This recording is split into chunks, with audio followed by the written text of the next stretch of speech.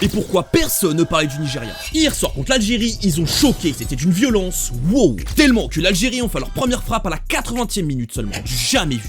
Pas leur première frappe cadrée, non, mais leur première frappe tout court. Il y avait tout simplement 8 classes d'écart entre les deux équipes, et ça dans tous les domaines. Que ce soit tactiquement, techniquement et physiquement, c'était un récital. Dans le jeu, c'était une boucherie, c'est très rare de voir une sélection aussi bien jouée comme en club. En fait, à part l'Espagne, je n'ai aucun souvenir d'une sélection aussi bien jouée. Le porteur de balle avait toujours plusieurs solutions de passe, et toujours vers l'avant entre les lignes. Le 4-4 de Losange permettait de mettre beaucoup de joueurs dans l'axe, et donc de laisser tout le couloir aux latéraux, qui ont été très bons. Surtout Osayi Samuel, il était inarrêtable type. T'avais l'impression de voir Nuno Mendes, mais à droite. Vraiment, il m'a choqué, sa première mi-temps était irréelle. Y a pas un club pour aller le libérer de la deuxième division anglaise sérieusement? L'Algérie se prenait vague sur vague, c'était impossible pour eux de colmater toutes les brèches. Le jeu de position du Nigeria était tout simplement parfait.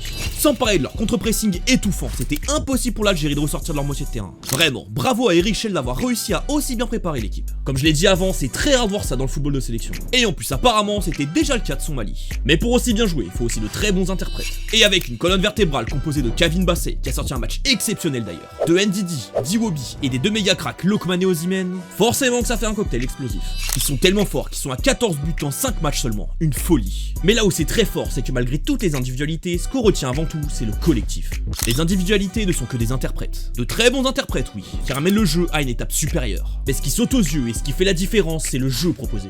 Et encore une fois, bravo à l'entraîneur pour ça, c'était vraiment impressionnant. On tient là pour moi, la plus grande performance de ce début d'année. Maintenant, rendez-vous en demi contre le Maroc, et ça promet.